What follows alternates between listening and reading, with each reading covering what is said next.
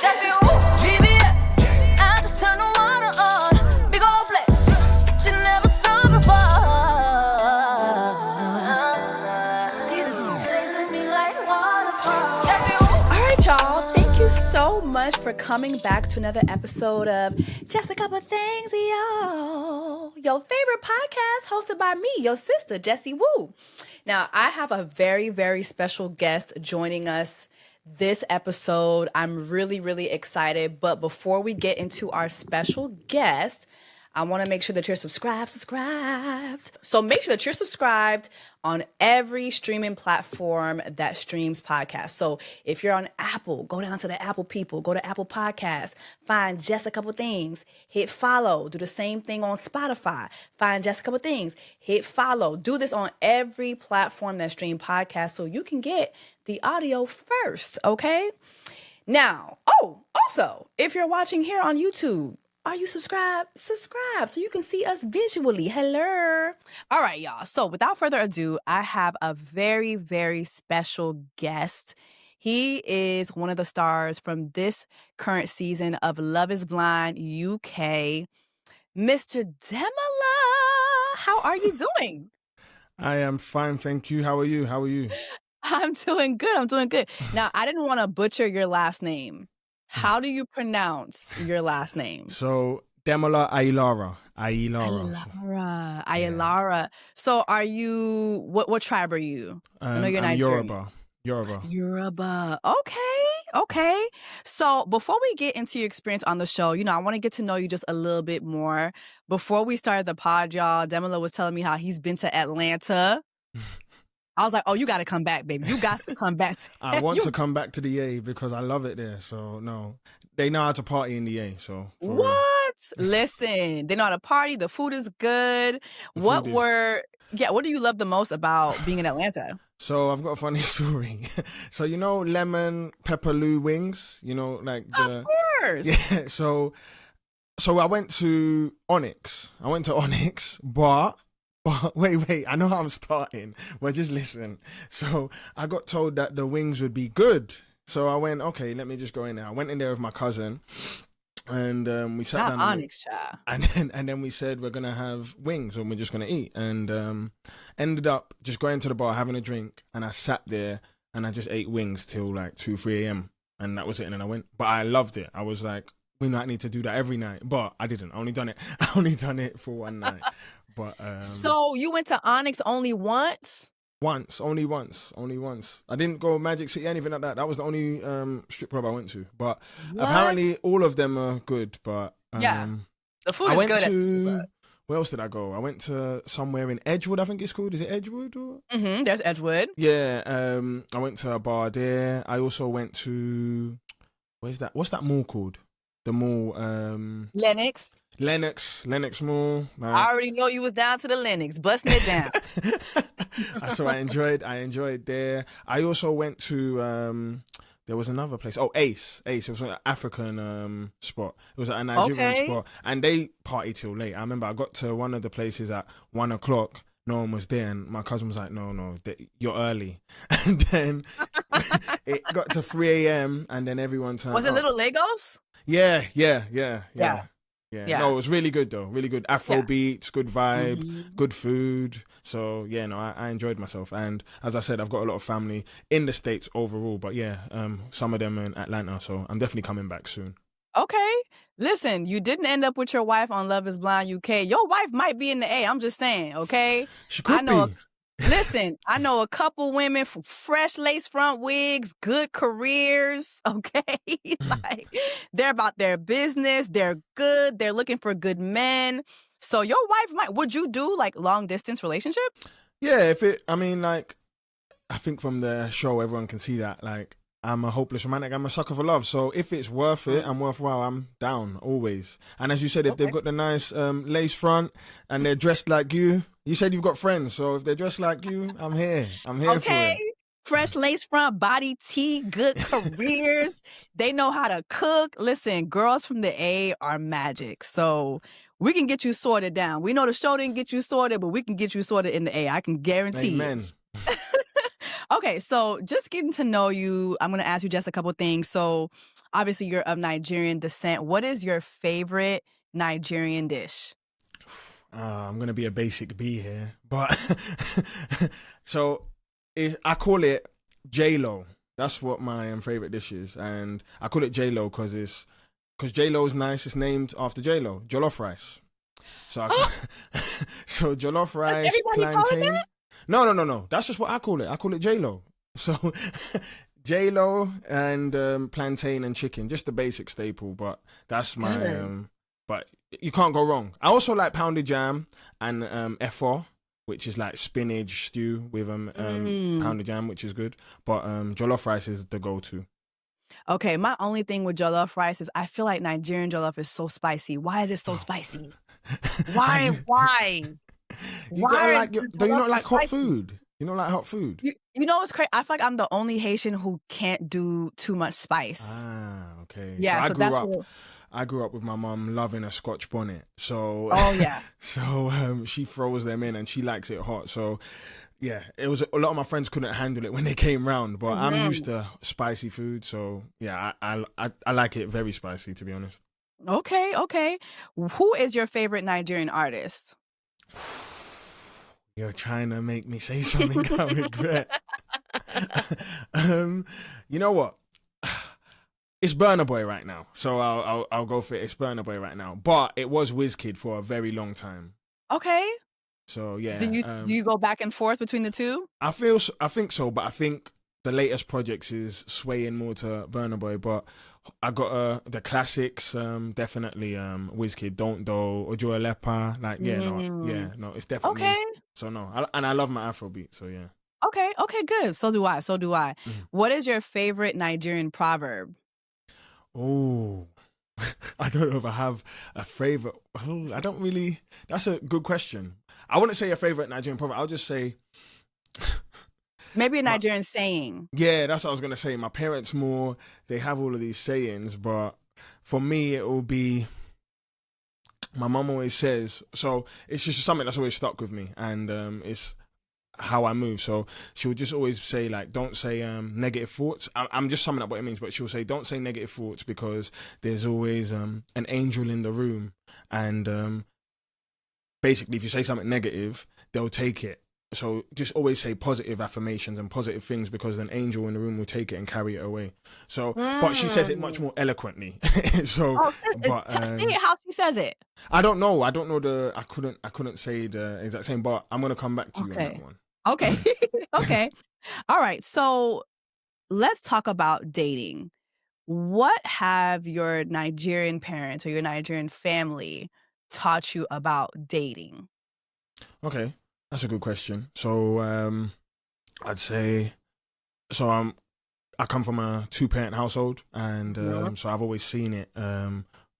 Just prime example, and my dad's always just taught me that you've just got to be the breadwinner, the provider for your lady, and like be able to come home and put food on the table, and in return you'll have a home, a caring home where someone that just basically looks after the house and looks after the children. But one thing I'd say on top of that is it's not expected. I know, like, oh, that a woman just stays at home or anything like that nowadays. So I wouldn't say, my mum also worked and stuff like that, but not as much as my dad. Like growing up, I didn't really see my dad because he was all just working.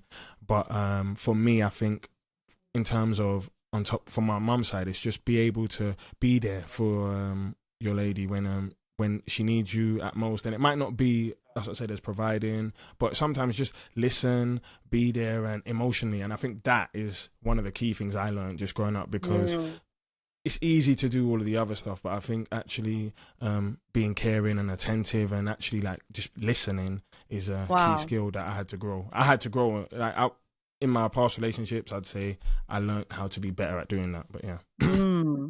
I feel that you're just so level-headed, and you seem like the type of guy who, like you said, you're a sucker for love, but also you seem to have really, really good morals when it comes to dating. So watching the show, I was confused. I'm like, why are you here? Why is DEMOLA here? What is your dating life outside of this show? Why were you not already married? Like you have to make that click for me. Yeah. So that's a good question. Very good question. I'd say I didn't apply to go on the show, so it wasn't anything like that. The opportunity kind of just fell on my lap in terms of I was approached and I wasn't dating. I'd just come out of a long-term relationship, 7 years, lived with her, everything. We was young. I think we was at 18. And honestly, because the number one question is, why didn't I propose? I was ready to propose. I saw her as being my wife in terms, we was looking at buying a house first before actually doing the wedding stuff, because it would have been a Nigerian wedding and they ain't cheap. So yeah, it just didn't work out, and there's no bad blood or anything. I hope she's fine. We just grew apart, and that's the honest answer. So then, that's it. So I'm sorry, you're literally about to do the Niger wedding. Well, gonna do the white wedding, the Nigerian wedding, you're about to do all those things, and it was done. No, so what I meant by that is, we was looking at buying a house. So we lived together. We were renting, and then we was looking at buying a house. And then in between all of that, we was, in a relationship. It just wasn't working out. Grew apart. I feel like we ended up being more roommates than actually romancers and stuff like that. So there was never. It was just more of a friendly vibe towards the end. And I think we wanted to stay together, but because of the time we put into the relationship, which also shows both of our characters, but I think we deserved more. And that was, and we both just mutually agreed that, and I have respect for her to this day. And then what I meant is, at that point when I was in that relationship, 100%, I was in it for all. I wouldn't be in 7 years if I didn't think that was going to be my wife, but it just didn't work out, unfortunately. So how were you reached out to? So on Instagram, there was a DM from one of the casting team, and I saw it, and I didn't know what Love is Blind was, I'll be honest.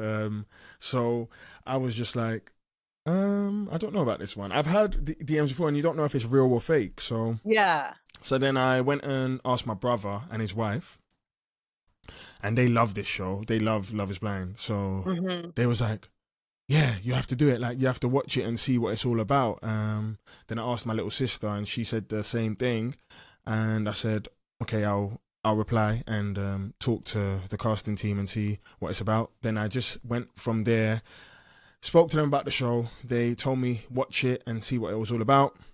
So I watched the US version, the first one, and that's where I saw Lauren and Cam, and I was like, oh wow, I just went to their baby shower. Oh wow, oh good. Yeah. Yeah. Send them my love. I hope they're. I will.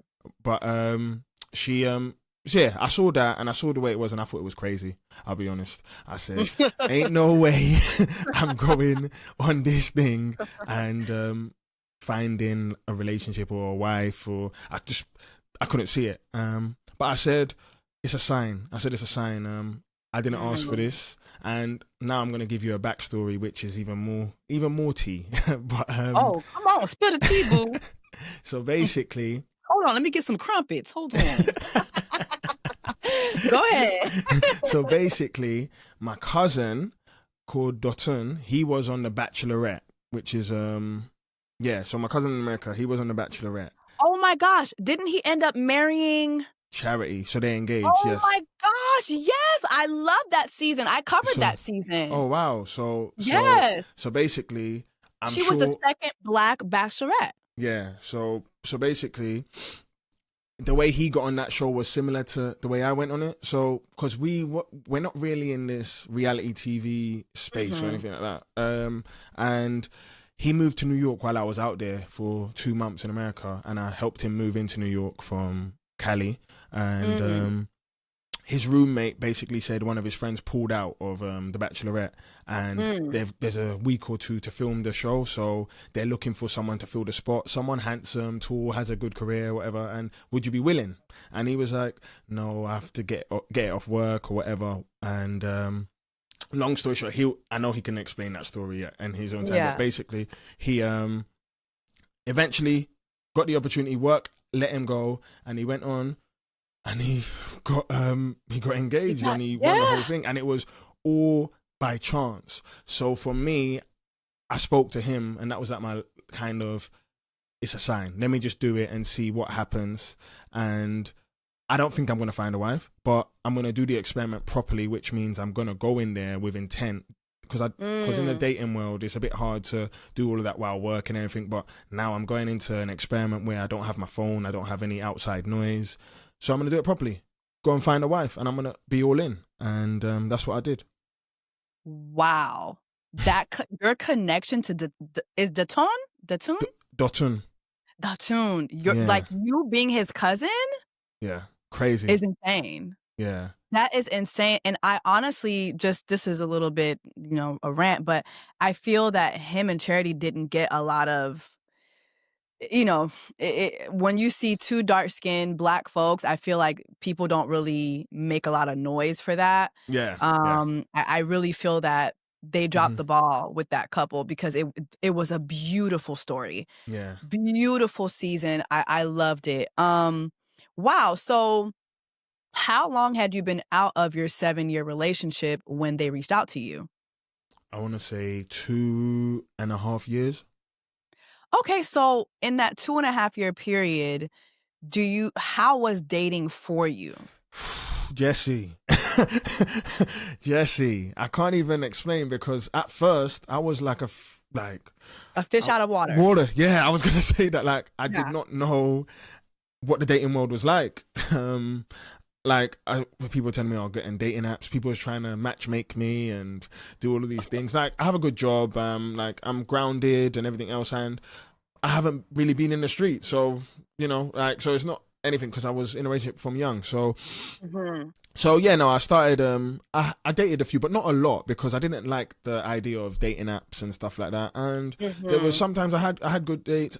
To be fair, and this isn't tooting my own horn, I just feel like I didn't ever have a bad date, but I just thought like I'm always honest, and I know if I can see something going the distance, then I'll carry on. And but it's very, very, maybe my criteria might be I'm picky or something, but I want the fairy tale. I don't believe it exists sometimes, but I want what I want. What's your sign? Sagittarius. Is this a bad thing? Sagittarius, and you want a fairy tale?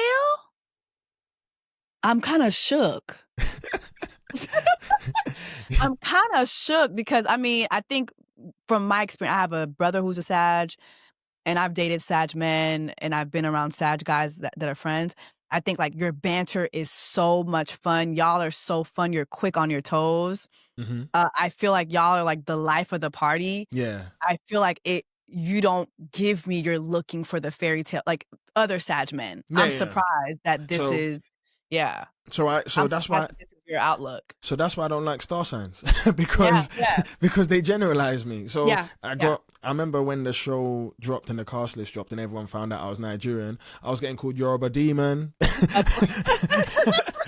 So I was just like, what? And they saw Sagittarius too. They saw your birth, like, oh, he's a Sag and he's Yoruba. Oh, run for the hills. So I was just like, I just can't wait for you to see, because a lot of people just, if you know me, you'll know that even when I was in my previous relationship, I've always been a lover boy. So I've always, like, it was all over Instagram, like the way I treat the lady I'm with, I want to love her up forever, and I'll let people know that I don't care. And I'm not, and it doesn't make me feel soft, because with the guys, I'm still not soft, as in they know, like, I'm just soft around my lady, and I feel like guys should be more like that. And one thing I took away from this experiment was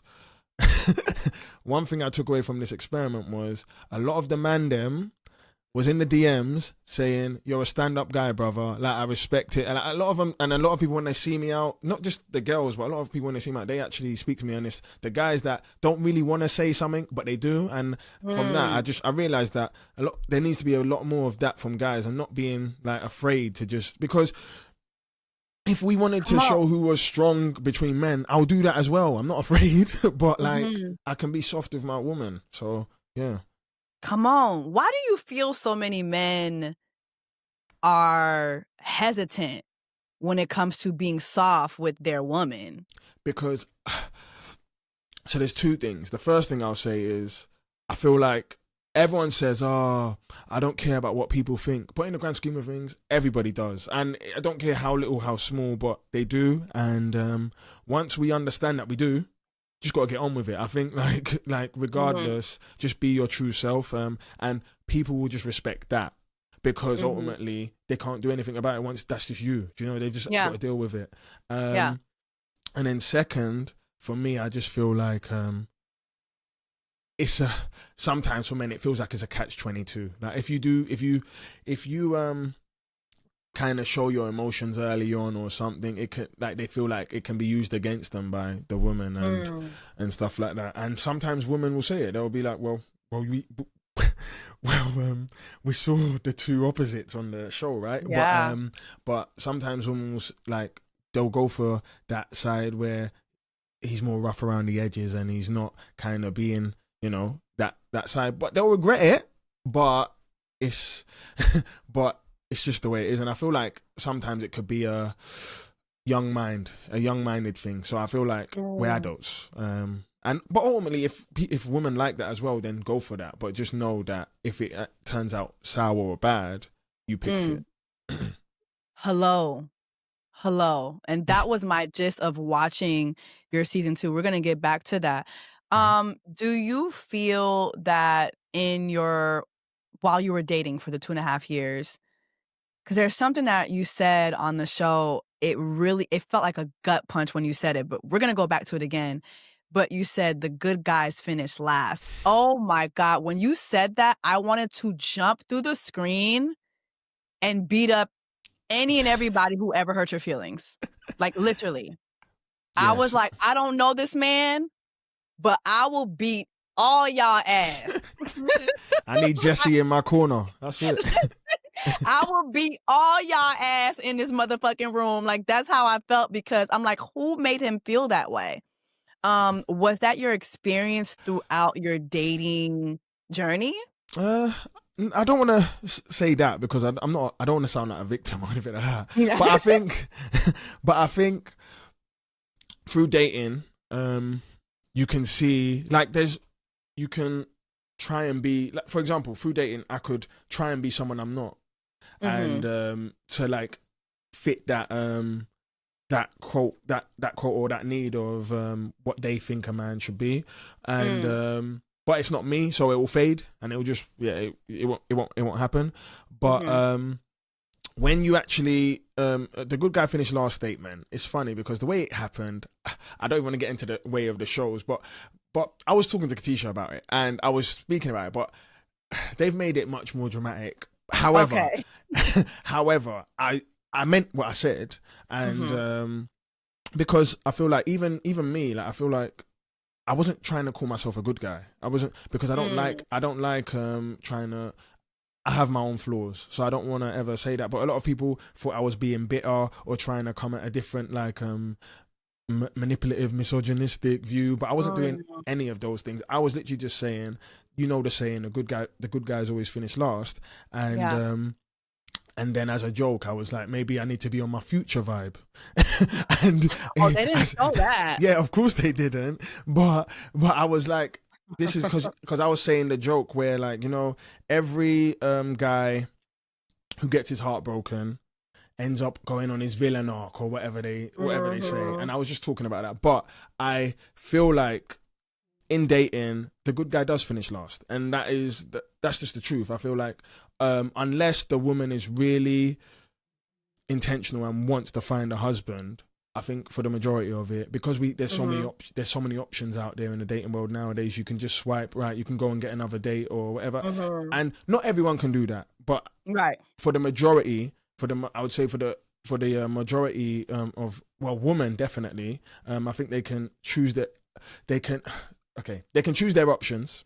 However, they're not all going to be husband material. So, but while they're having fun and everything else, it gets warped in between, and then they might settle finally for a good guy, but in between they might lose a few good guys, if that makes sense. No, I think you speak.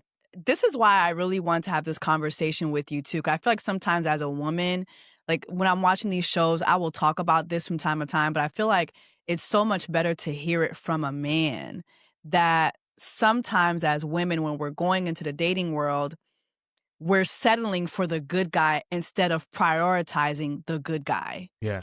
And I think that that's what you're basically saying without saying it. It's like we need to prioritize the man whose characteristics are good for us rather than going through all these others before we're like, okay, now let me just go ahead. You know, like it's just, you could save yourself years and years and years of agony if you would just do better up front. So yeah.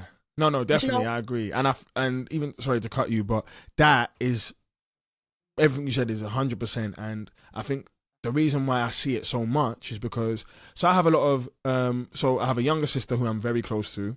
And so if anyone hurts her, they got me to deal with. So yeah, and like we have these chats. I've seen your Instagram. I see you doing karate. You out here getting your. Listen, y'all. DEMOLA ain't playing now. He will put his foot up in your ass. Okay, but go ahead. So me and her, we have these chats as well. She's single and everything else. So she was in a long relationship as well. My younger sister was, and she's going through her own journey. But I'm happy I have that relationship with a woman, and also I have like a lot of close girlfriends that I've grown up with, so, and they come to me for advice, and I'm just honest because they know me. If you come to me with advice, I'll give you an honest man's opinion, and I'll tell you if that guy ain't shit, he ain't, and that ain't me hating, that ain't me, like, I'm just telling you, like, you came for my opinion, I'm trying to help you, because at the end of the day, we ain't got time to waste. No, absolutely. So speaking of not having time to waste, what were you looking for in a wife coming into Love is Blind?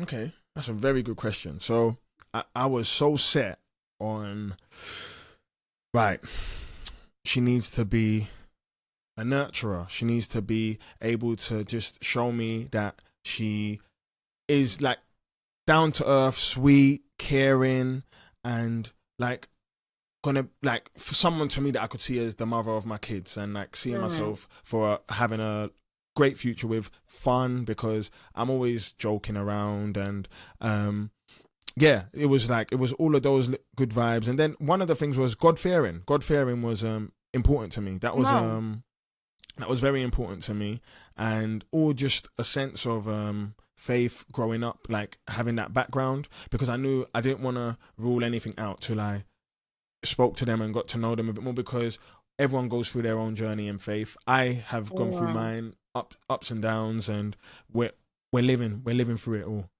Yeah. Would you have been okay if she told you she trusts in her spleen? Hell no. Hell no. That would have been, so I love Anu. Anu's my sister. So I always say Anu's my sister, but I even told her, I even told her, I said, as soon as someone said something like that, or someone said, oh, I'm an atheist or something, unfortunately, I just knew in the long term it wasn't going to work. So for me, I was dating so intentful that from day one, I was ruling people out. And it might have been silly because we'd only spoke to them for 8 minutes. We only spoke to them for 8 minutes, but I was like, the energy you put in is the energy you get out. So I don't want to waste energy there. I just know that I just want to keep going. And I feel like looking at it now, because obviously I've done it blind, I still made the right decisions. I think everything I done was based on how I probably would have done it with sight. So we're in the pods. You're in the pods, and then you're also in the men's lounge. We see you in the men's lounge. It looked like you were having a good time. Who were you closest to in the men's lounge?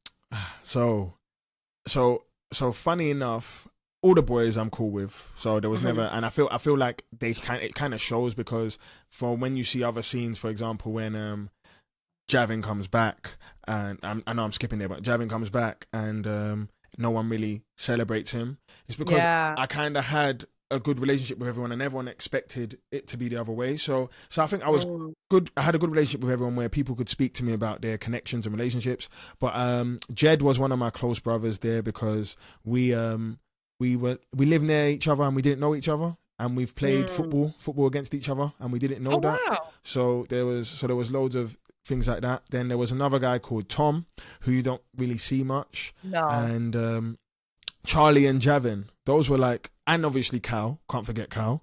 We can't forget. Oh, Cal, roll to you, boo. We can't forget Cal.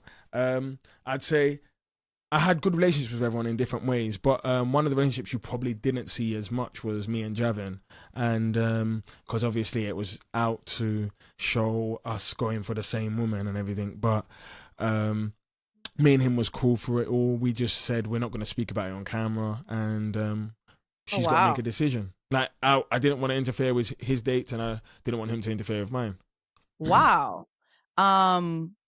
Going back to something you said when he came back from the engagement, it was quiet. Like it was quiet, and you were the one who was like, "Well, let's celebrate." And then all the guys was like, "Okay." Is it because they were all closest to you? So, I would say I feel like it was because they all had a good relationship with me. They didn't want to really, obviously, while I'm down, I'm feeling a type of way. It just isn't. It isn't nice, and I feel like that empathetic side of them was maybe just in their subconscious. But someone got engaged ultimately, so for me, it was I want to make sure he feels right, because it's weird, but I'm always thinking about other people, and I'm like, so I'm just like, right now he might feel like shit because everyone's just thinking, oh gosh, but he got engaged, and every time someone got engaged, we was making noise for them, celebrating them. So I just wanted to make sure that don't worry about me. Wow. I can't cry over spilt milk. I'm going to have to like dust myself off and keep it moving. So I was just like, let's celebrate him. That was so selfless. 'Cause baby, I could not do that. I could not do that. And we're going to get back to that. So let's get into your connections. Anu let me know that you were a hit in the pods, but we didn't get to see that. We just basically got to see you and Katisha. So she told me like the girlies was getting upset when you was giving Katisha gifts.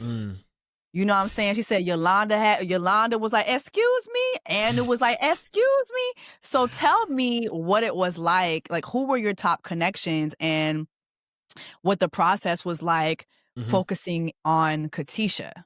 So, as I said, what did I first say? Hopeless romantic, right? So, my first date with Katisha, I don't know, it just gave me a different feeling. So, as soon as I came out, walking to the guys, I said, that's the one. Like, I just knew. And it was weird. It just, like, and maybe as I said, crazy. Or whatever it is. Something I'm being crazy right now. You touch. But I don't know. But I just knew that was who my heart wanted. And I felt like from the conversation we just had a little bit of a joke, spoke about my love and her love for R&B music. It was nothing deep, anything. We just had fun for 8 minutes. And I was like, I want to keep talking to her. And then it developed. But I also had good dates with Laurie, who you don't see much, Anu, Yolanda, and even Sarova. Even Sarova I had good dates with. Yeah. And then obviously I had a friendship with Cal, so that kind of whittled away. And she wasn't my top connections. Okay. But because of that, me and Sarova have such a good friendship. Like, I know so much about her. Her mum is my auntie now.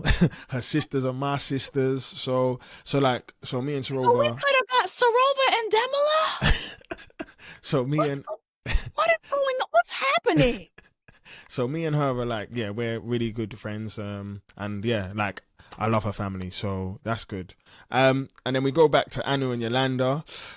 Good dates. I think me and Yolanda, we vibed straight away. I think I didn't even know it was her. I just walked in singing. And so that's one thing about me. I'm just going to test the waters and like throw something at you and see how you react. So I came in singing. What'd you sing? Baby, if you want me. and then she said, "You got to show me," and then we just started going back and forth. We didn't get to see none of this. This is what I mean. We had, you braggedy bitch. And that's we what didn't really get to see none of this. That's what really got me, because a lot of people, when they was trying to do the comparisons of me and Javin and say, oh, he was just smooth, laid back, and I was just professing my love, boring. There was none of that. Like, everyone in my dates, I had them either like dancing, singing, we was laughing. And then obviously when I got to the nitty gritty serious, like we've been speaking for like 20 hours, I've got to know your intentions and stuff like that. But we was always laughing in my dates, and that's how I am. I'm trying to do pranks, everything, because there's never going to be a dull moment if you're with me in my life. Wow. So, because I do it with my mom, I prank my mom to this day. So I know she's like, I know that lady be tired. But even my grandma, obviously I spoke about my grandma on the show, but like, yeah, I've always been a prankster and just always willing to have fun. So yeah, the dates was always good. Me and Anu, me and Lori. The day I got flowers for Katisha, maybe, I'm not gonna say I done anything wrong, because I went with my it's the felt process. and my heart. Yeah, and but it just didn't. The other girls seeing it, they didn't react well to it. And in my defense, because obviously me and Anu had a big date about it, where we ended up just calling it a quit, and she walked out, and Anu had her little crash out, because she's always going to say something. She's pity. She knows she's pity, so it's not even... She's always going to... But because I'm very calm and level-headed, I'm not going to react. So she called me sassy to start. And then I said, okay, I'm just going to sit here and not say anything. I said, don't call me sassy, and I'm just going to sit here now, and we're not going to talk. And then she was like, are you going to say anything? I said, no.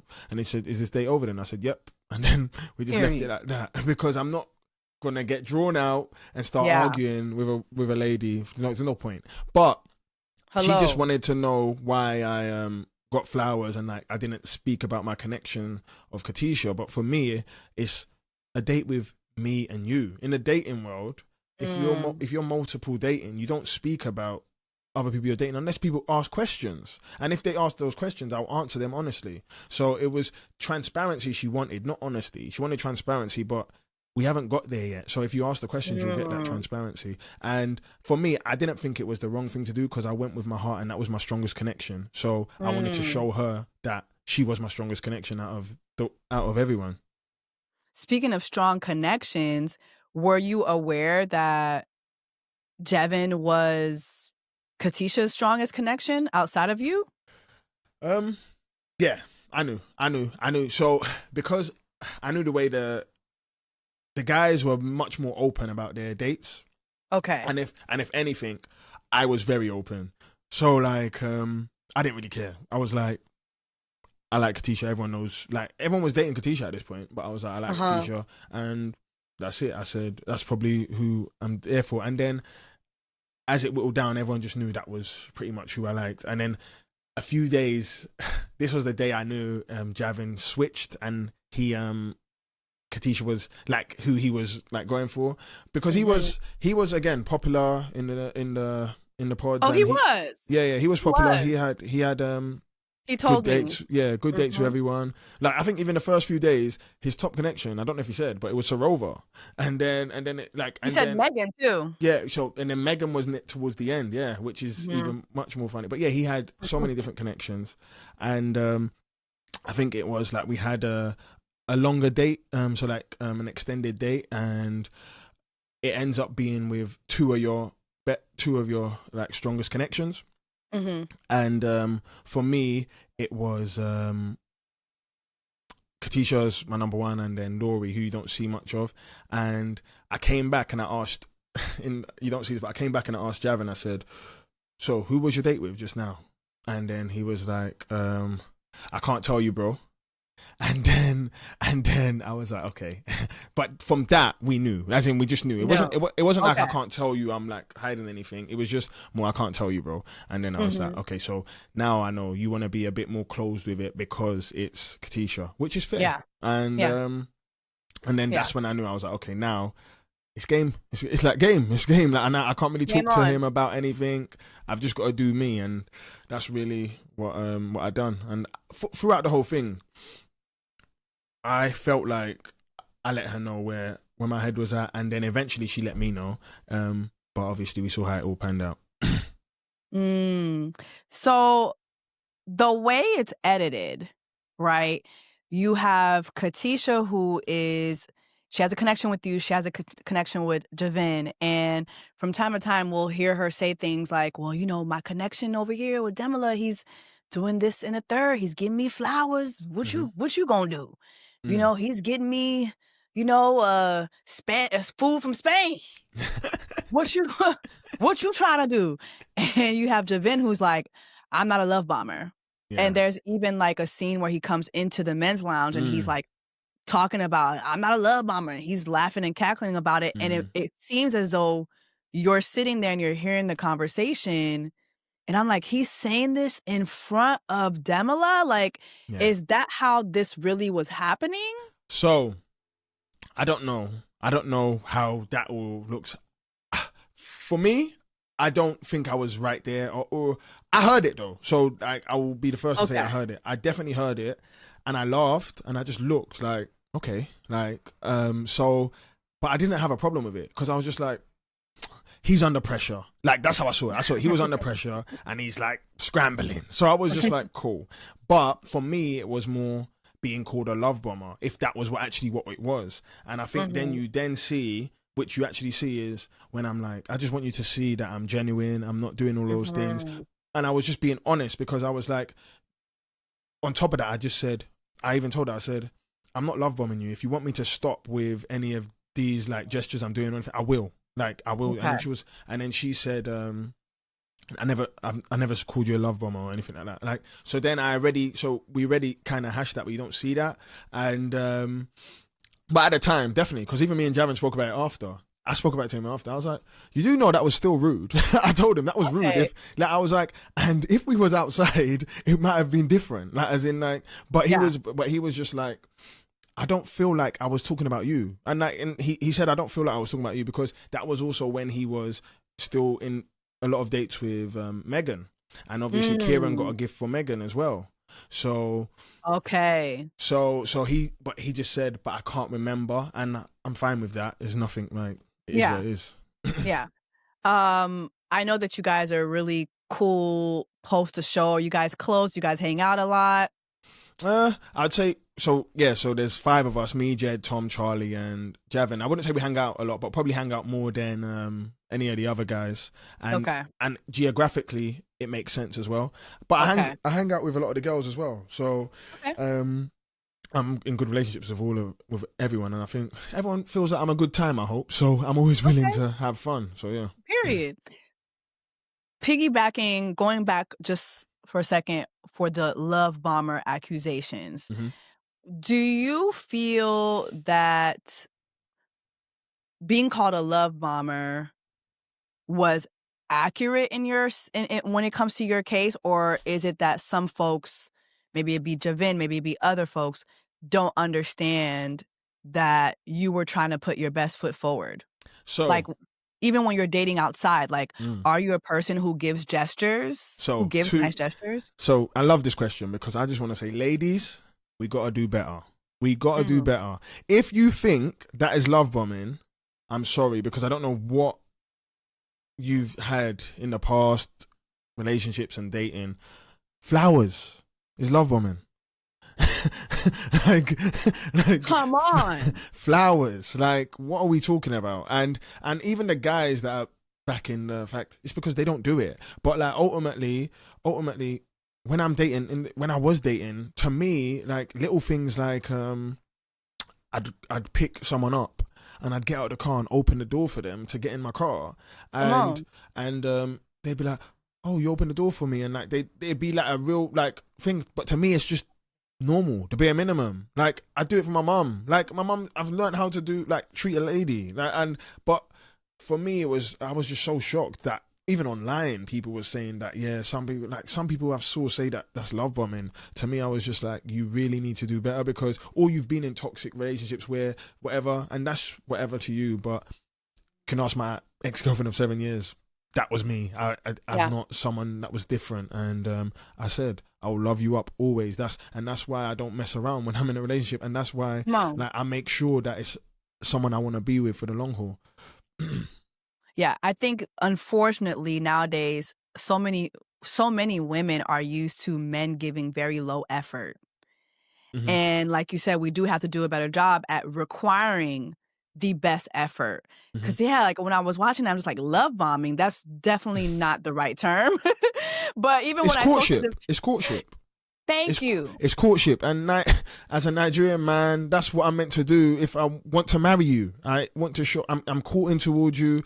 And in fact, I'd be asking for your bride price like this. So no, there's so much in that just made me think that a lot of people are not really locked in or clued in with actually how courtship works. Yeah. So many women are not being courted these days. It's we've got to do better on both ends. Men need to do better, and I feel like women need to require more. Like it's crazy. So we saw the conversation with you and Katisha where you made it clear that your intention, like for your next conversation, was to lock in. Like, we're locking this in. We're, basically, next time I see you, it's ring-a-ling-a-ling time. Yeah. But at the end of that conversation, you said to her, I know you have a date coming up, please, I hope this doesn't change your decision. And she told you, I am committed to my decision. Mm-hmm. Why did you feel the need to tell her that? So, because we're dating with intent, right? I cannot propose to you. Like, in the real life, if this would not be a situation, I could not propose to you and there'd be a chance that you might say, no, actually, there's someone else I want to propose to me. So I just wanted to be a bit more assertive because, of course, it's a two-way street. I've let you know how I feel. And I just want a bit more, which is you just assuring me. But I'm not forcing you to do anything. I just want you to let me know that, okay, look, I've put my heart on my sleeve. And as I said, like, I'm ready to propose to you. If you're willing, if that's something you actually want. And I just wanted to let her know that I probably won't do that if you're not. Like, and I don't want to now prepare a proposal for someone who doesn't want me to propose to them. Do you understand? And I just wanted to let her know how I really felt. And I didn't want her to make a decision about Javin or anything. I just wanted you to be honest about the situation. And if it was the fact that, you know what? Nah, I prefer Javin, I would have taken it on the chin. I would have just been like, okay.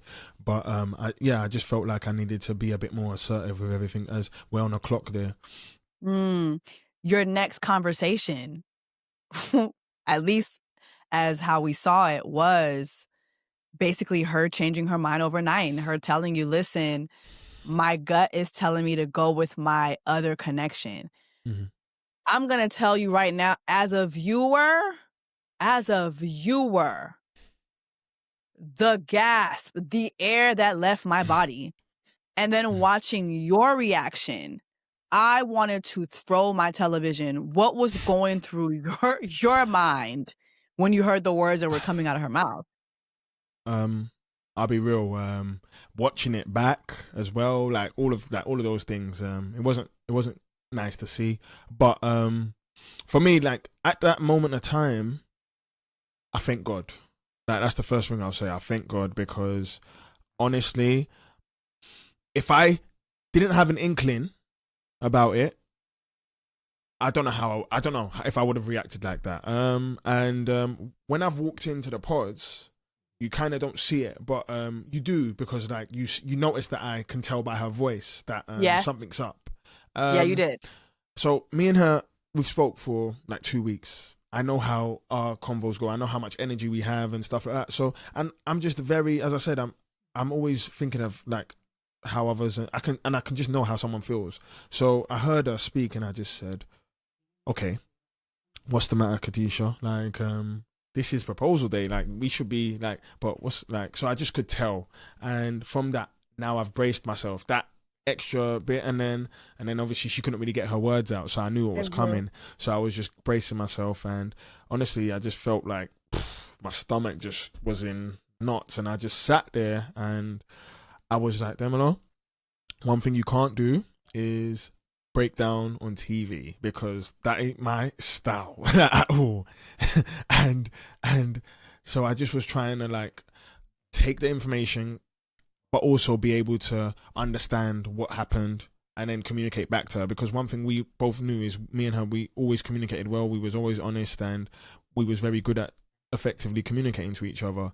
So I just was trying to understand the reason why she changed her mind and why she told me that it wouldn't change, and she couldn't really explain it. Yeah, because we see you ask her that. We see you say, so why did you tell me your decision wouldn't change, only to turn around and change your decision?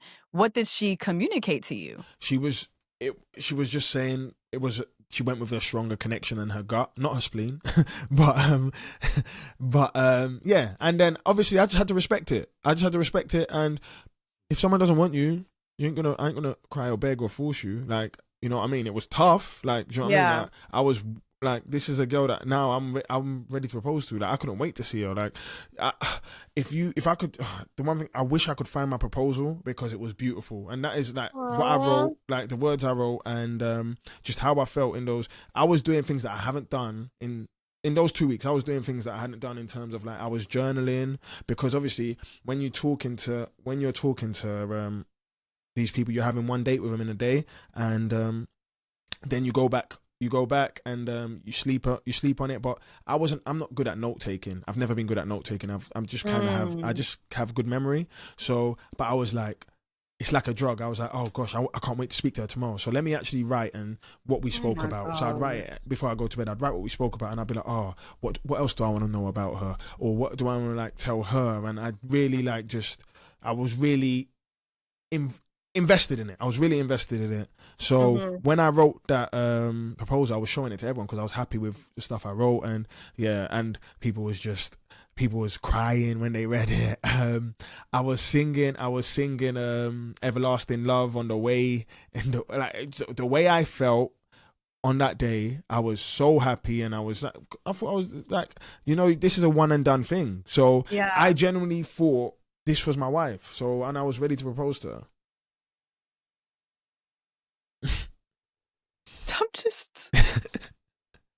I'm angry all over again. Don't be. Everything happens for a reason. But I love that you said in that moment, I thank God. Why did you say that? Why did you thank God? Because I know God would not put me in anything that I wouldn't be able to handle. And I don't know if it was him just teeing me up, gave me the strength just to be ready to take that information, because people don't understand. Like, they watch it and they say you were speaking to her for 2 weeks or whatever, but like those feelings were real. Like, those feelings were real, and watching that again, like, those feelings were real. I can't lie and like try and fob it off, or try and be macho and say, oh yeah, whatever, man, she didn't, like, I was just joking. Or in fact, I'm honest, and as I said, I was saying quotes like, I die on my sword. I've never said that in my life. Oh my gosh. So no, but ultimately I felt that way, and like, I just had to go with how I felt, and unfortunately I got stung, as I said. So she did say that it was the romantic side of things that I guess didn't connect for her. How did you process that? Well, I didn't understand it, because that whole romantic side of things, I didn't feel like, just from knowing Javen, I didn't think he would have more of a romantic side than me. So again, that's why I didn't feel like it was explained well. But on that side, I just took it as, I'm gonna give you the honest answer. I took it as she thought I was just gonna, like, because of how calm natured I am and soft, and I might not come, like, and I'm not laid back. She thought I was probably ugly. That was what I actually thought. Like I thought she just probably thought like I was this ugly guy or something in comparison to her other option. But I'm just saying, maybe that could have been a thing. But And I was just like, she's just got to make her decision and however she wants. Because I couldn't, I was being very romantic, but maybe it was, I don't know. I don't know. I generally didn't Yeah, I feel understand like as a viewer, I did see you make romantic gestures. But I will say that Javin did tell her that he wanted to smash every day. Yes. So I just was like, okay, so she heard that Jamaican man be dangerously horny like Jamaican men be, and you didn't give her that. You didn't give her that, Demola. You didn't promise her daily dick down. Well, it's no, you good. I'm a gentleman. So like ultimately, like I ain't gotta be doing all of that on TV with my wife. Like, do you know what I mean? Like, what am I, like, I don't need to do all of that. And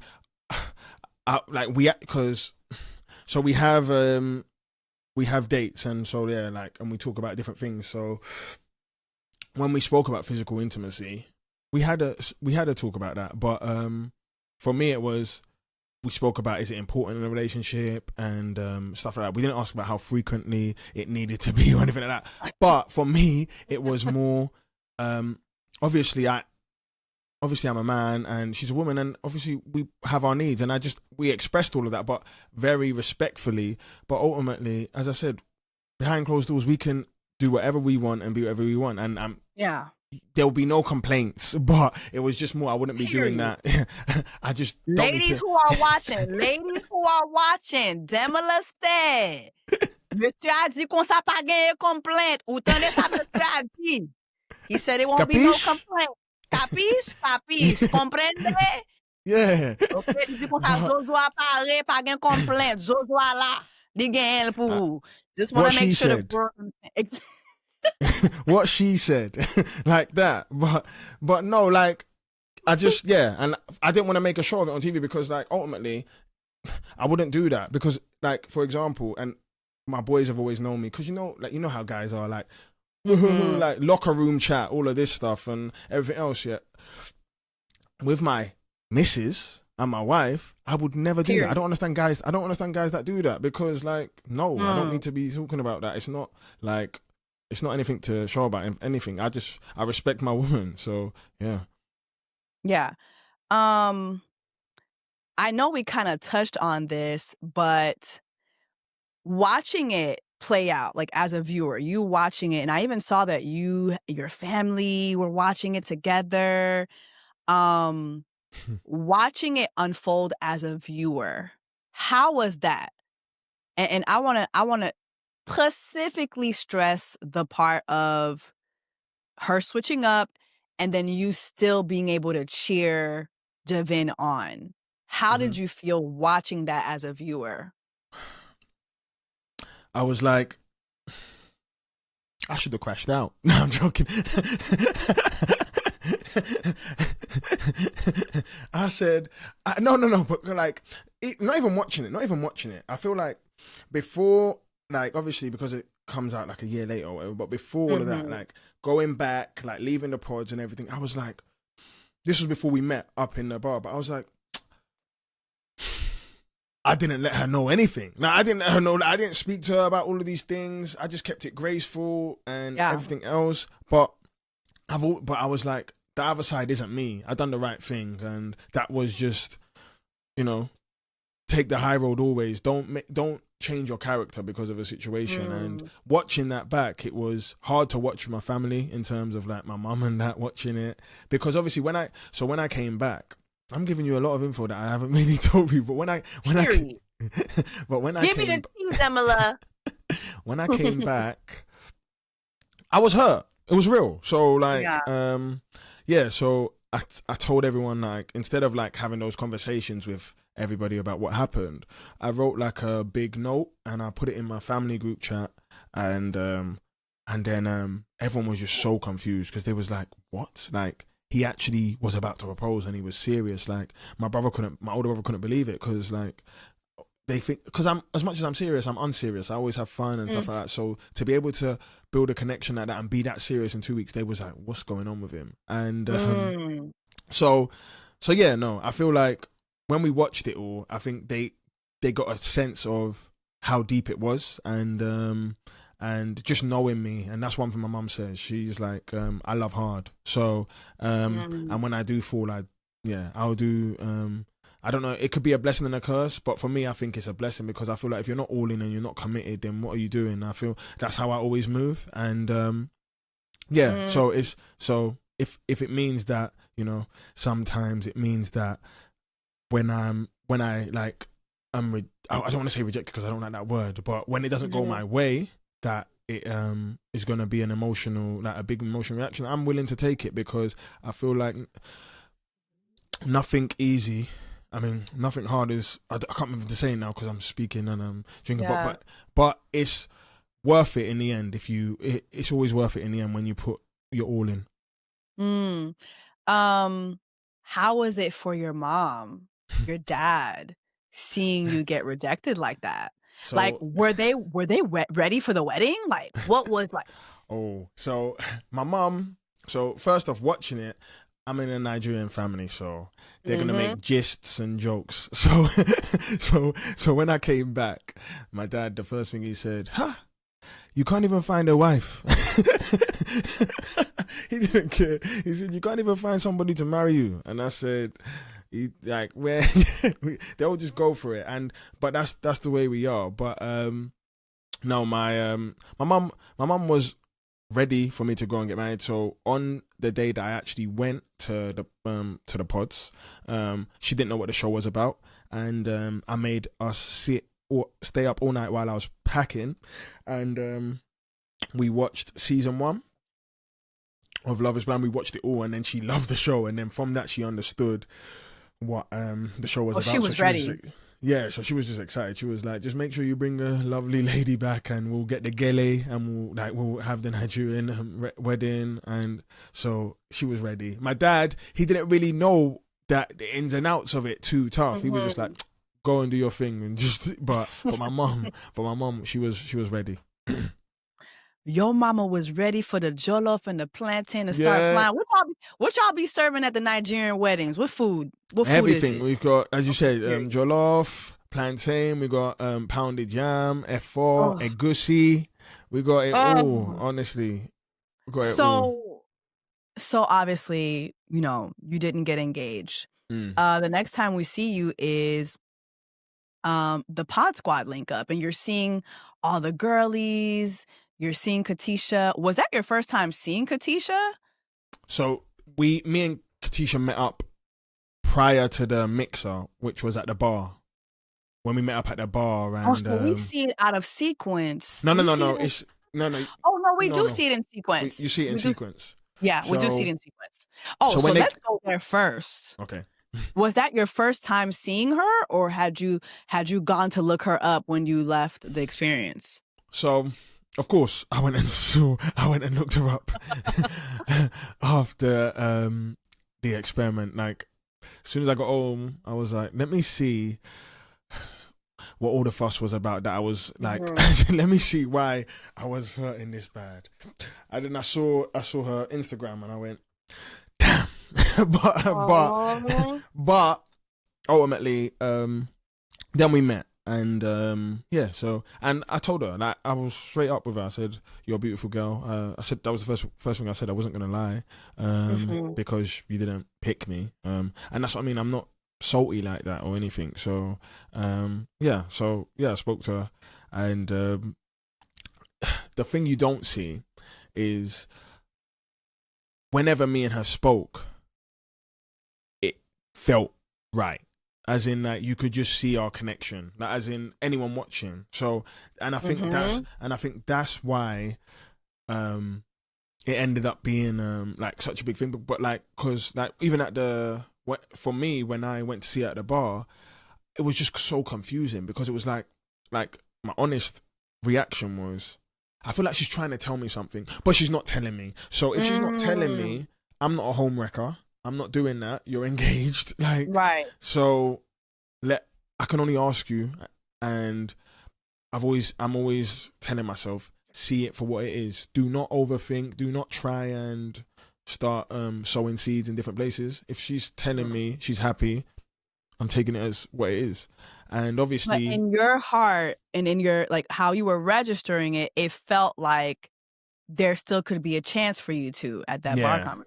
Yeah, 100%. And it was just weird because I felt it, and that's what someone actually told me. They said, I know what you're like. You're just gonna like, because obviously I told people, I'm going to have this conversation and all this and that, and I was like, I know what you're like. You're just gonna ask her how she feels and go with how Whatever she's she going, said. and then just that's the tempo of the convo. But they were like, lay your cards on the table, like say with everything you wanted to say. So like, why didn't you do that? Because the same way, because I see a trend with you. So when she broke things off with you in the pods, you didn't fight it. And then when you're at the bar and she's saying what she's saying, you didn't fight it. Because what is that? Do you do that in your relationships as well when you're dating like, as well? I don't know. We're grown up. I feel like be honest completely, and even if it's, as I said, what was the first thing I said? Everybody cares about what people think. Once we just admit that we do, maybe we can be a bit more honest. And I think, and I feel like if she had said something, it would have looked flip-floppy. And as in, she's basically doing what she just done, and it's going crazy. But that's emotions, and that's how they. So sometimes you can't explain them. And the reason why I sat back to it was because, as I said, one, I didn't want to look like a pick me. I didn't want to be any. I didn't want to, as I said, step on someone's engagement, potential marriage, because that's not the way I am. I wouldn't do that if it was in the normal day. I wouldn't go for someone who's engaged. That's crazy. Yeah. So true. So I just wanted to, I wanted to ask her what she was. Obviously, it's a weird experiment. So yeah, there was potential, but there's convos we had in terms of obviously geographically, she lives in Scotland, and I live in Essex, London, East London, and so we live far apart. And one of the things I said was, I don't care about jiu-jitsu, I don't care about any of these things. I will move to Scotland. Right? If we had got married, I said I would move to Scotland. And I didn't mean, I just said I'll stay up in Scotland until, because her job wasn't movable, whereas mine is, that I can work from anywhere pretty much. And so I was like, okay, we'll set up there and I'll be to and from there until we have a better plan in terms of, but this is we're together now, so like we're married, so ultimately I want to be with you every day, so I'm gonna do the best I can to be around and do that. And I don't mind if it means that the first few months I'm away from home or friends and stuff like that, because you're my priority now. And I laid all of that down, and that's what I mean, where I was really thinking about going to Scotland. And so my friend was like, tell her that, remind her, because it's like, but I was like, I'm not doing any of that, because I put my heart on my sleeve already. I'm not doing it again. Like, fool me once, fool me twice, I can't do it. Like, do you know what I mean? Would you, I don't know, I hear what you're saying, but I kind of feel like there's also like a fear of rejection in you. But I got rejected, so that can't make sense. Yes, you got rejected, but you still had a sense that it wasn't sincere from her. Or maybe it was confusion. Yes. Because, I mean, she did come off as very indecisive. There's even a conversation between you and Jevin at the pod link up where you said, you know what? I don't want someone who would be indecisive. Yeah. And so, no. And no, I agree, and I agree with that statement. It's not something you want, because you don't know whether they're coming or going ultimately. And it could be unsettling to be with that for your life, but I do know there's heightened emotions and everything else. I don't think I'm afraid of rejection. I'm happy I'm not, because I wouldn't have gone on this process if I was. And I feel like, but maybe there's a little bit of honesty there, because maybe I haven't been rejected, and that is and maybe that's telling. But when I say that, I don't mean like, oh, I'm talking to a girl outside and she says, oh, she doesn't want to give me a number because she's with someone. I don't take that as rejection. That's a conversation. If someone doesn't, you just move on. Do you know what I mean? But I think like when there's emotions involved, you've literally poured your heart out, And then so maybe I've never been in a situation like that before, and that that set me back a lot. But I don't think I was afraid to go back and do that again. I just felt like it would be a bit, I don't know. I just felt like it would be, I can't even think of the word, but so the English word would be like muggy. It'd be a bit like muggy. That'd just be like, come on, man. She chose someone else. Like, do you know what I mean? Okay. Like, yeah. Like, so, and that's why I didn't want to do it. Okay. I get your sentiment. Unless she gave me, a pull or something where it was like, and I asked the right questions, she just didn't answer them right. Yeah, that's why I'm saying that. I feel from what you're saying, you sensed it was something else. So I'm like, I just want to make sure, like, when you are dating, that you are putting up the fight. Like, if you really believe this is your wife, like, you're gonna meet your wife one day. Oh, amen. And you're gonna meet your wife. You will marry. You will marry. What do the girls do? What do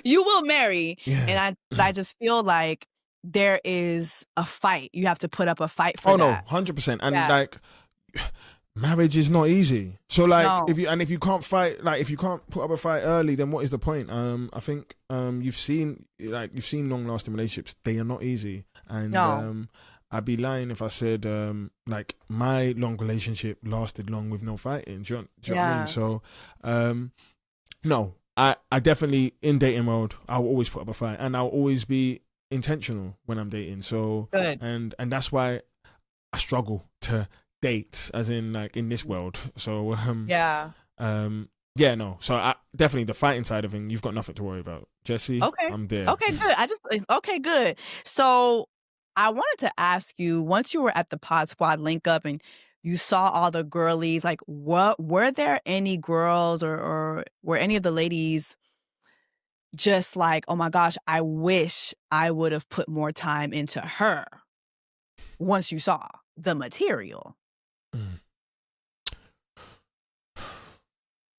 No, what? Not really, because I had dates with everyone. So I did. So I spoke to them. Don't get twisted. Beautiful women. Like, as in, a lot of them.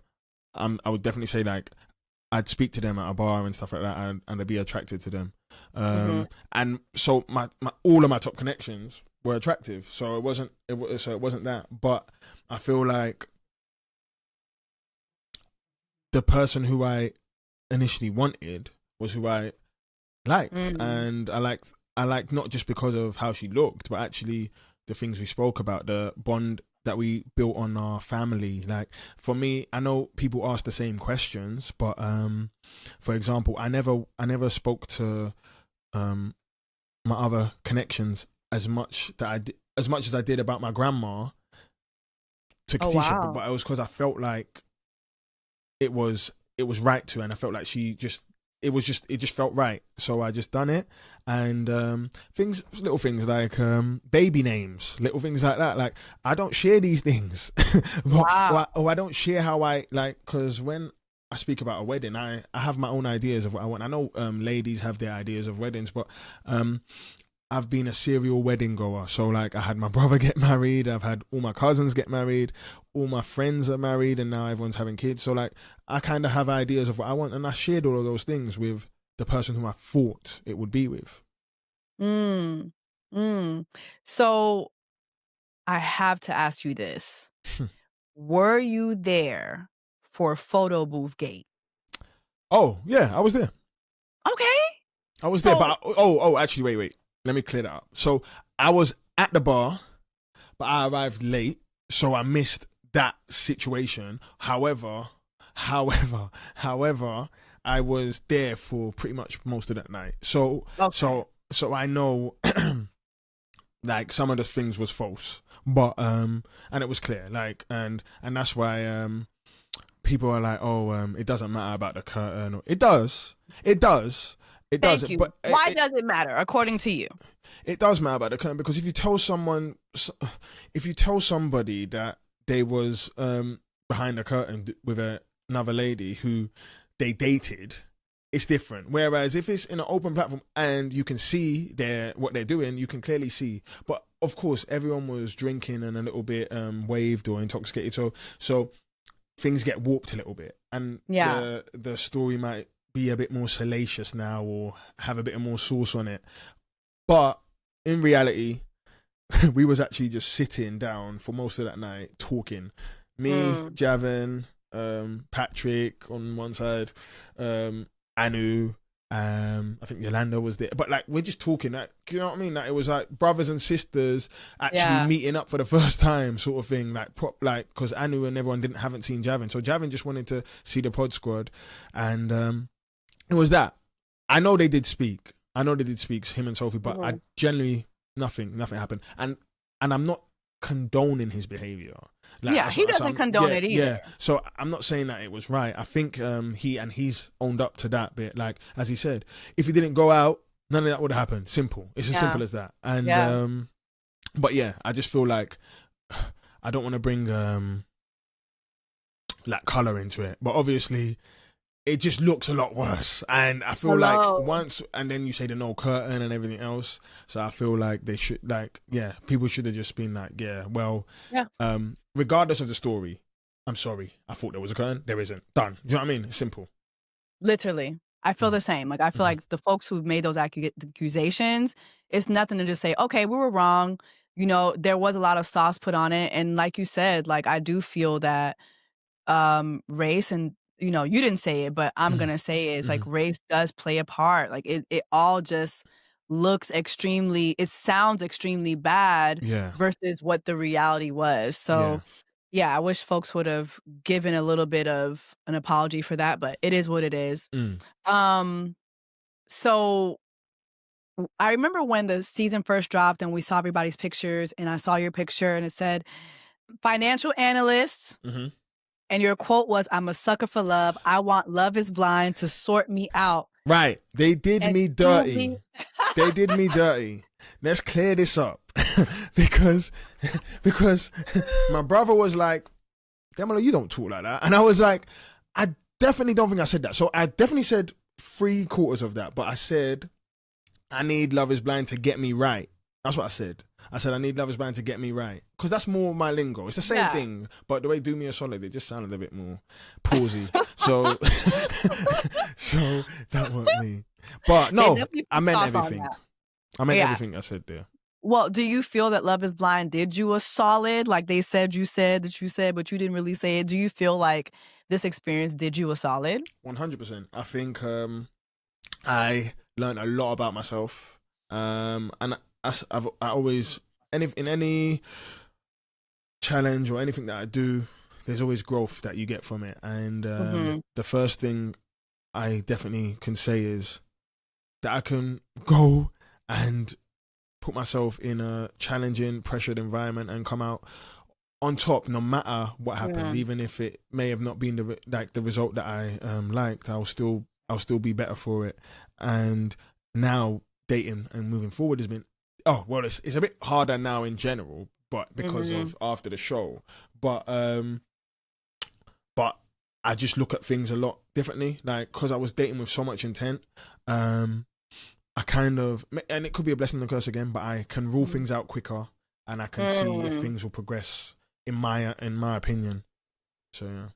Yeah.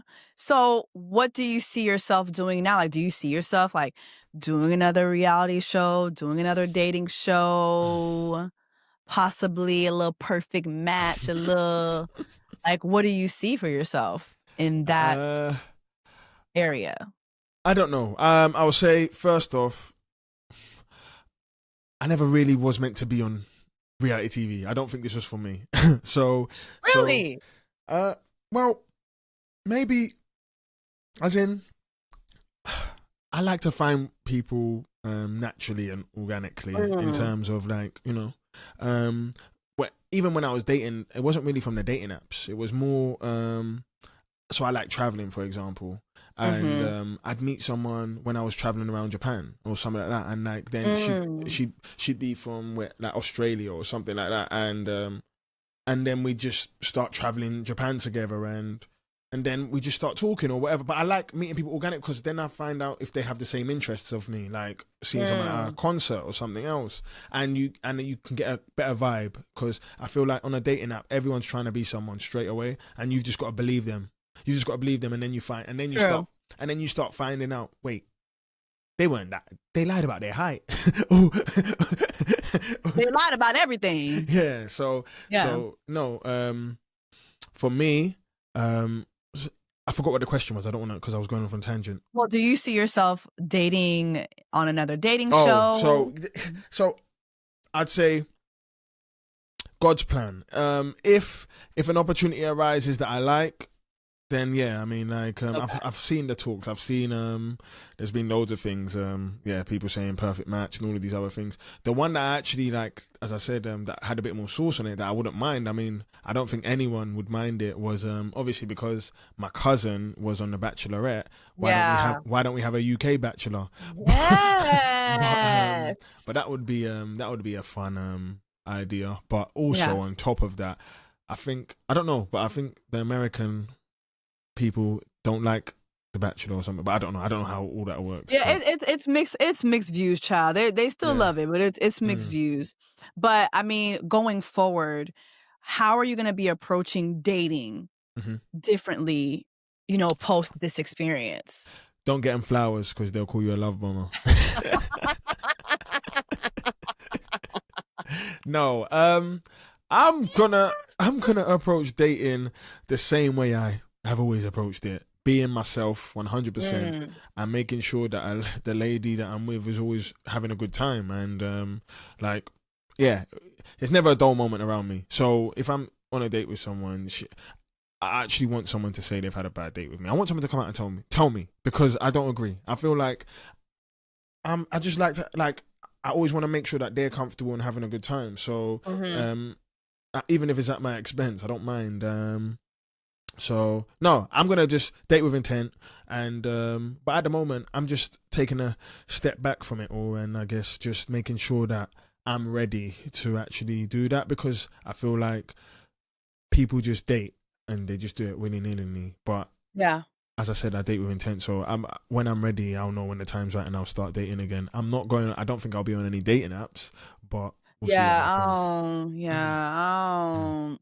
I guess what's one thing that you, when it comes to dating in the UK, what's something that you're kind of like, about, like, going back into the dating scene? I mean, I will say here is just, I find the dating scene here in America is just in shambles. Like, I think just, it's very much centered around, like, social media. It's like, it's really hard. Like, yeah, you have the dating apps, but you also have the fact that everybody thinks they're a celebrity now. And it's just like, it's just hard to really get to know folks for real.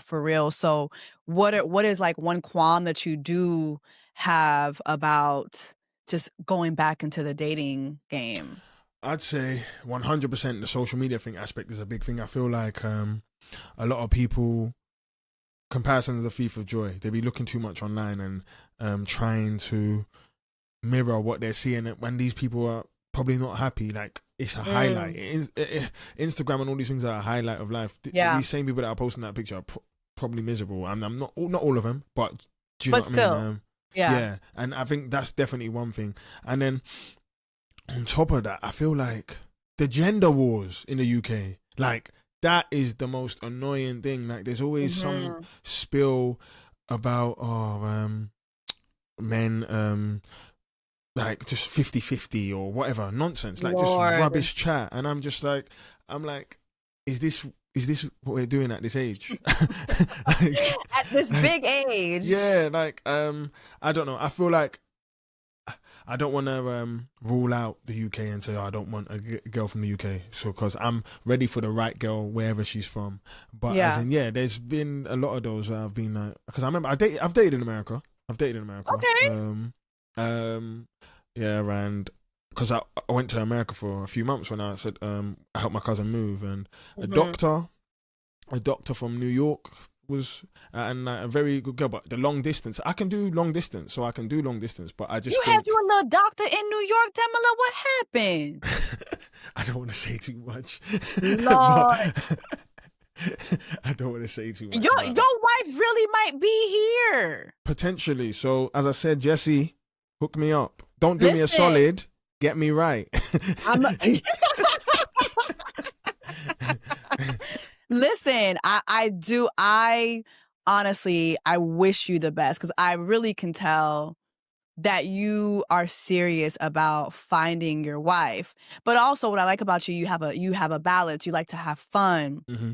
I just feel like a lot of times in these relationships too, it's like things get so serious so quickly. Like I've been in a relationship for the last year and a half, and all we do is like we get serious, but we have so much fun. For me, I always say, for me, like, that is the staple for me because, like, I want to have fun till, like, you know, when you see some of those old couples that they're, like, looks fade and all those things, but I want to be happy and enjoy myself because then I'll be able to enjoy myself to the end of the time. Do you understand? Yeah. And that's what I'm thinking. I'll be pranking you and I'll be doing, and like, so you have to bounce off each other, and that's the relationship I look for. Yeah. My man is definitely a prankster. He's a jokester. Like, we just have so much fun and we love each other.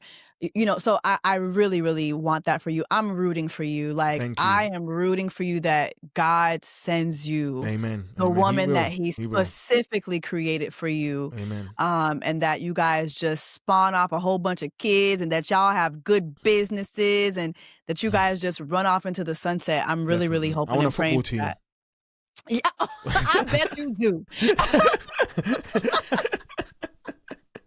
I bet you do. How many siblings do you have? I've only got 2, to be fair. But really? I'm the middle child. I've got older brother and younger sister. But I've lived because one of my aunties passed away when I was young. So my mom had 2 of her sister's kids live with us as well. So I've had like 2 cousins, but I'll call them my brother and sister as well. And so I've had like a lot of people around me. So and I think that's maybe why I'm very like family oriented. And I always just like having a big family. Yeah. Well, you're gonna have those things. Demola, tell us how to support you. Where do we follow you? So to keep up with all things Demola. So on Instagram, Demola Aylara 14. And then on Twitch, dman14. But then all other socials, it should just be Demola Aylara 14 as well. It should be always either D-man. But that's me, really. And I'm gonna come to America soon, and hopefully I might even move there. Let me know. Better let me know, because I want to. If you're still single by that time, I want to set you up on a couple dates. I'm serious about that. Okay, I'm gonna hold you to that. Yes, but I'm serious about that. If I'm single, but if you're single, if God hasn't moved, I'll go ahead and move. I'll help God a little bit. Demola, thank you so much for having this talk with me. I definitely appreciate you taking the time out of your day. It was a pleasure speaking with you. It was a pleasure watching your journey. And again, like, I wish you all the best. Everybody who's checking in, make sure that you guys follow Demola on all his social media platforms. Make sure that you're subscribed to Just a Couple Things on all platforms that stream podcasts. And until next time, take care of yourselves and each other. Demola, take care of yourself now. Take care of yourself. Pleasure is all mine, Jessie. Woo! Yes, ma'am. Yes, ma'am. Thank you.